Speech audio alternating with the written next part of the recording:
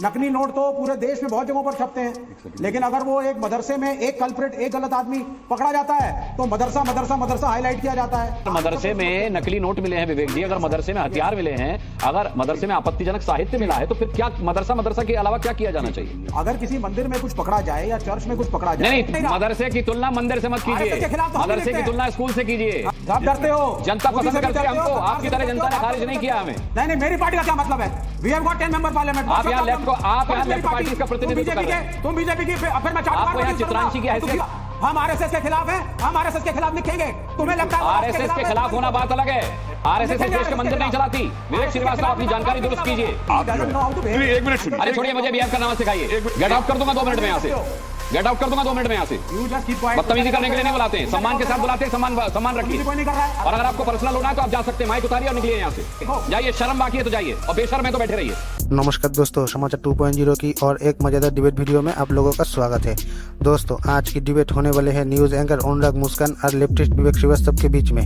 दोस्तों, आज की डिबेट चल रही थी प्रयागराज की एक मदरसे में नकली नोट छापने की मशीन, हथियार और नफरती किताब मिला, उसी को लेकर। दोस्तों, डिबेट में न्यूज एंकर अनुराग मुस्कान ने जब लेफ्टिस्ट विवेक श्रीवास्तव से पूछा कि इसके बारे में आपका राय क्या है, तब विवेक श्रीवास्तव ने अपना मुस्लिम तुष्टिकरण एजेंडा चलाने के लिए मदरसों के साथ मंदिर की तुलना कर दी। फिर एंकर ने जब मना किया कि आप मंदिर के साथ मदरसे की तुलना नहीं कर सकते, तब विवेक श्रीवास्तव बदतमीजी करने लगे एंकर के साथ। फिर एंकर ने उसे पहले जलील किया, फिर लात मार के डिबेट से भगा दिया। दोस्तों, आज की डिबेट बहुत ही मजेदार होने वाली है, आखिर तक जरूर देखना। एंड डिबेट के बारे में अपना क्या राय है कमेंट में जरूर लिख के जाना। चलिए शुरू करते हैं। कपिल कुमार साहब, सवाल ये उठता है कि यहाँ मुमताज आलम रिजवी जिस तरीके से कह रहे हैं कि गलत है, लेकिन बावजूद उसके हथियार रखना, नकली नोट रखना या फिर इस तरीके का साहित्य पढ़ाना किसी भी तरीके से दीनी तालीम के अंतर्गत नहीं आता, जो वहां मदरसे में किया जा रहा था। और आरएसएस पर यह पहली बार ऐसा नहीं हुआ है कि आरएसएस को आतंकी संगठन कहा गया हो या इस तरीके का साहित्य मिला हो, इससे पहले भी हमने देखा है कि यह होता रहा है। देखिए, ऐसा है कि एक बात मत भूलिए कि 60 के अंतिम दशक से हमारे देश के खिलाफ एक प्रॉक्सी वॉर चलाई जा रही है। इस प्रॉक्सी वॉर की शुरुआत की चीन ने सबसे पहले, नॉर्थ ईस्ट के अंदर वहां पे इंसर्जेंसी फैला के फिर नक्सलाइट मूवमेंट खड़ा किया। और ये जो एजेंसीज हैं, ये कोई भी आवरण ओढ़ सकती हैं, और अगर उन्हें मदरसा एक आसान आवरण रखता है कि मदरसे की आड़ में मैं कुछ भी कर सकता हूं, तो करेंगे। समझिए इस बात को, और मुझे इस पर कोई ताज्जुब नहीं है। एक अच्छी बात अभी इन्होंने की रिजवी साहब ने कि इस बार ऐसी हरकत के ऊपर कोई भी इस मदरसे को डिफेंड करने नहीं आया, जिसे मैं एक बड़ी बात मानता हूं। अन्यथा क्या होता है कि एक वो बनता चला जा रहा था हजूम कि भाई अगर कहीं भी कोई मुसलमान किसी अपराध में पकड़ा गया तो सारे इकट्ठे हो जाएंगे, जैसे वो अतीक के समय पे या उसके समय पे होता है। समझिए आप। तो ये इस चीज के लिए मैं ये नहीं कहूंगा कि सारे मदरसों को बदनाम किया जाए, ठीक है। अब सवाल आता है, ये जो सरकार की बात कर रहे हैं कि हमने मदरसों को करने की ये कोशिश की और ये की, मेरा ये मानना है कि सरकार की कोशिश की जरूरत ही नहीं है। अगर ये मुसलमान हिंदुस्तान के लिए जब कहते हैं कि हिंदुस्तान हमारा मुल्क है, हमारा राष्ट्र है, तो इनको तो खुद मदरसों के अंदर एक राष्ट्रवादी नैरेटिव जो खत्म हो गया था। आप ही के यहां एक बार प्रोग्राम में कुछ साल पहले जब मैंने नाम गिनाने शुरू किए, अजीमुल्लाह से लेके अशफाकुल्लाह लेकर के, मकबूल शेरवानी लेकर के, अब्दुल हामिद लेकर के, तो मुस्लिम बच्चों के फोन आए कि साहब ये किनके नाम आप बता रहे हैं, हमें तो ये मालूम ही नहीं है। तो मैंने कहा भाई तुम्हें क्यों मालूम होगा, क्योंकि वहां तो बस जिन्ना रहमत अली चलेगा। तो ये जो नाम है कि जिन्होंने भारत के लिए एक नेशनलिस्ट डिस्कोर्स दिया, मुझे बताइए आजाद हिंद फौज के अंदर क्यों नहीं थे ये डिफरेंसेस, जबकि उस समय तो 1940-44 के बीच में पीक पे चल रही थी हिंदुस्तान पाकिस्तान की डिमांड, और झगड़ेबाजी पूरी उधर नेशनल मुस्लिम गार्ड बन रहा था, वो हो रहा था। तो ये जो नैरेटिव है पूरा देश के अंदर एक करने वाला, मैं एक मानसिकता की बात कर रहा हूं।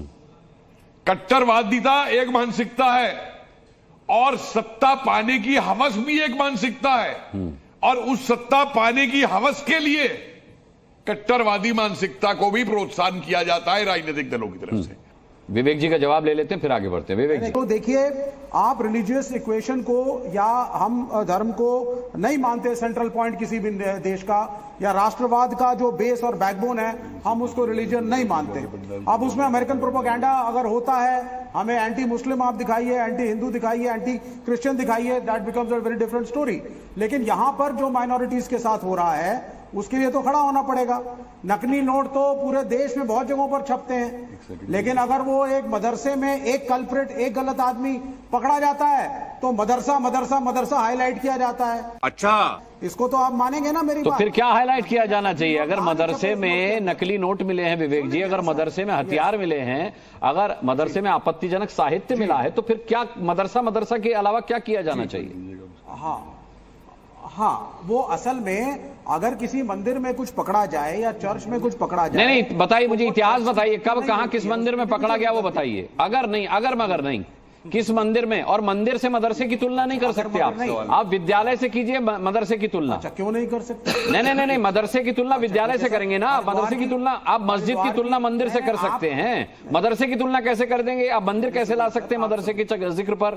आप बताइए, किसी विद्यालय में, किसी हिंदू विद्यालय में आपको इस तरीके का हथियार, नकली नोट या आपत्तिजनक साहित्य मिलने की खबर कभी आपने सुनी है, पढ़ी है? हिंदू विद्यालय क्या होता है? हिंदू विद्यालय क्या होता है? विद्यालय या संस्कृत महाविद्यालय की बात कर रहे हैं अनुराग जी। ये हिंदू विद्यालय क्या होता है? गुरुकुल है। नहीं, अनुराग जी को बोलने दीजिए ना, राइट। नहीं, आपको जवाब मिल गया, आपको जवाब मिल गया, विद्यालय क्या होता है? आपको जवाब मिल गया। नहीं, मुझे कोई जवाब नहीं मिला।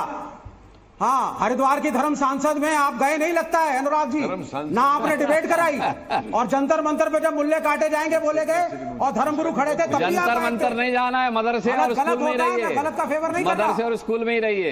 हाँ, और आरएसएस के खिलाफ अगर कोई लिखेगा तो वो ये नहीं है कि राष्ट्रवादी नहीं रहा। मदरसे की तुलना मंदिर से मत आरएसएस के खिलाफ कीजिए, तो हम भी मदरसे लिखते की हैं। तुलना स्कूल से कीजिए। हाँ, तुलना सही रखिए अपनी। नहीं। आप अपनी विद्वता पर ही सवाल मत खड़े करिए। सर, आप अपनी विद्वता ही संदिग्ध मत करिए। एजेंडा गलत है।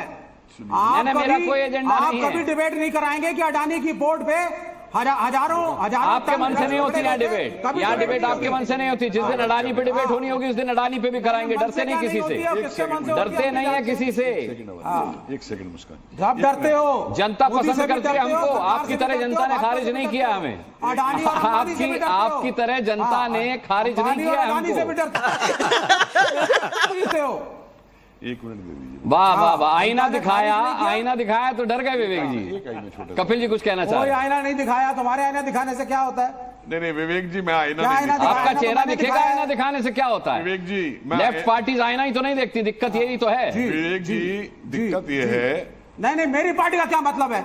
We have got 10 member parliament. आप यहाँ लेफ्ट को, आप यहाँ लेफ्ट पार्टीज का प्रतिनिधित्व कर रहे हैं। तुम बीजेपी की, फिर मैं आपको यहाँ चित्रांशी की हैसियत से नहीं बुलाया मैंने, आपको यहाँ चित्रांशी की हैसियत से नहीं बुलाया, लेफ्ट पार्टी के नेता की हैसियत से बुलाया।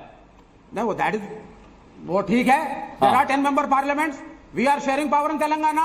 We were sharing power with. मैंने अपनी आपत्ति जताई है, मदरसों की तुलना मंदिर से नहीं करेंगे। केरल में हमारी अब सरकार आप है। इसके बाद अनर्गल बोलेंगे तो मैं आपको नहीं लूंगा फिर डिबेट। आप मदरसे की तुलना मंदिर से नहीं करेंगे, मेरी आपत्ति है। के कहने से नहीं चलता। हम आरएसएस के खिलाफ हैं, हम आरएसएस के खिलाफ लिखेंगे। तुम्हें लगता है आरएसएस के खिलाफ होना बात अलग है। आरएसएस इस देश के मंदिर नहीं चलाती। विवेक श्रीवास्तव, अपनी जानकारी दुरुस्त कीजिए, अपनी जानकारी दुरुस्त कीजिए, नहीं तो ऐसे हाशिए पर पड़े रहेंगे जैसे जनता ने फेंका हुआ है आपको।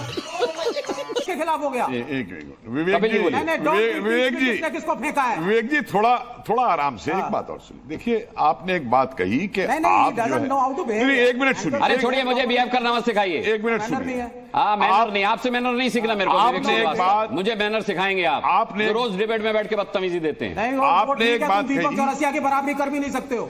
नहीं, मेरे को बनाने में, मैं अनुराग मुस्कान हूं, मैं अनुराग मुस्कान हूं, मुझे कुछ नहीं बनना इसके अलावा।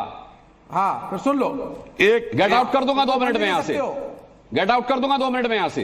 गजब बेइज्जती है। You just keep quiet. बदतमीजी करने के लिए नहीं बुलाते हैं, सम्मान के साथ बुलाते हैं। सम्मान रखिए। कोई नहीं कर रहा है। मदरसे की तुलना मंदिर से करेंगे आप। Talking nicely, why you are saying कि पार्टी है और वो है।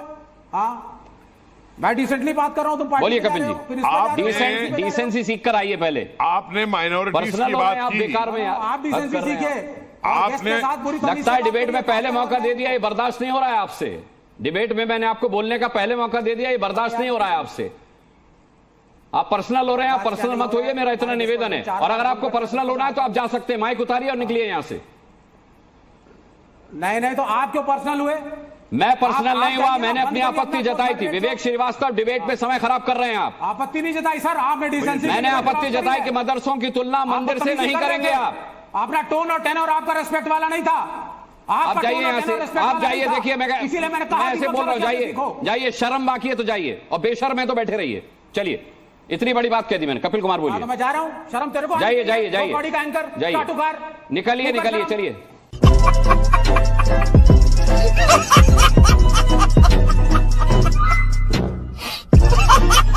दोस्तों वीडियो आखिर तक देख ली तो अच्छी लगी होगी। अगर अच्छी लगी तो वीडियो को एक लाइक एंड चैनल को सब्सक्राइब कर लेना।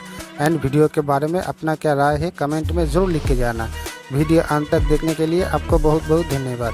चलिए मिलते हैं अगली वीडियो में, तब तक के लिए जय हिंद।